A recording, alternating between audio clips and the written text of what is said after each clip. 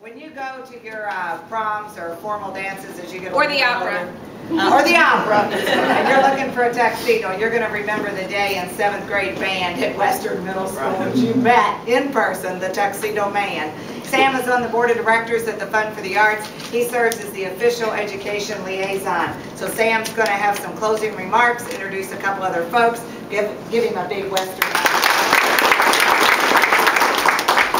To actually dress up the band in tuxedos. The men and women, that would work. Thanks, Barbara. I am Sam Corbett, and I am a member of the Fund for the Arts Board of Directors. And for the students, there's a group of about 50, 60 people from all over Louisville and Jefferson County who volunteer and come together to help raise money and support arts programs. Not just arts programs in the school, but arts programs that you might go to, like the opera, the ballet, the orchestra, Stage One, many others in the community.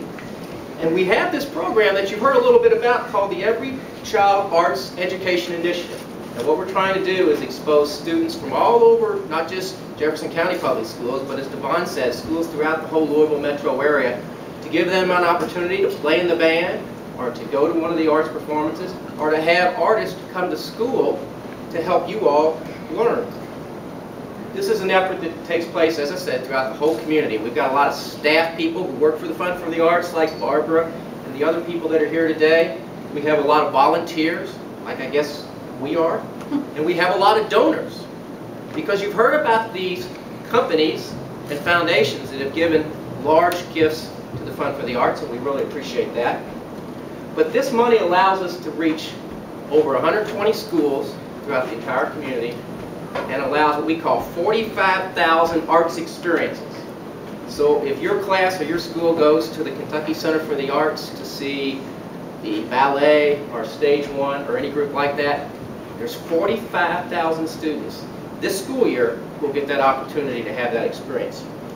As I said, we have a lot of people who help us by giving money. In addition to the companies that you've heard about, there's lots of other companies. There's a lot just individual people.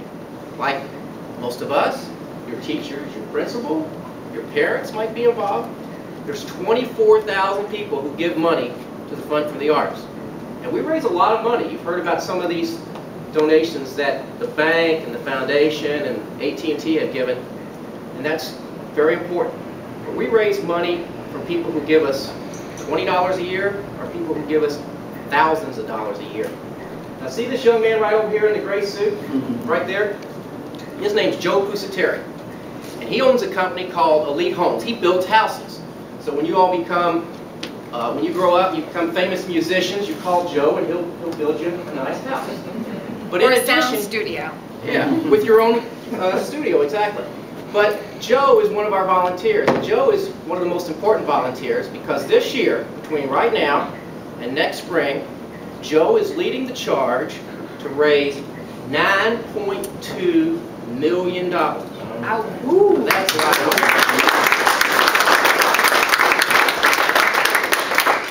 Now he'll tell you he's not doing this all by himself, although sometimes it probably feels like he is. But he's working really hard with a lot of other people to raise this money. And that $9.2 million is $1,800,000 more than the Fund for the Arts raised last year. So I know sometimes your teacher and your principal give you all goals that are really a stretch. Well, this is a big stretch, but we think we can do it because of Joe and other people who are working hard to raise this money. In addition, this other young man over there in the dark suit, that's Mr. Dave Cowsey. Now he, when he's working and not volunteering, he's an accountant. He's a CPA. But he is the president of the board of the directors. Is it president or chairman? I want to get the title right. One of those two. All of the above. He is in charge of the board of the Fund for the Arts. So he works with Joe and me and other people like that to coordinate this whole effort.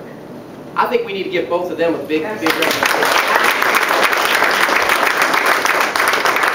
Because you have to understand, as a volunteer, and you all know about volunteering, but they're here today and they're not getting paid to be here. They're doing this because they believe in what they do and believe in the Fund for the Arts and arts in the community. So we appreciate that. All right, now, one last thing. Today, what time is it? It's 10:20. Okay. In 40 minutes, at 11 o'clock, in 62 schools throughout Louisville, there are going to be 62 artists.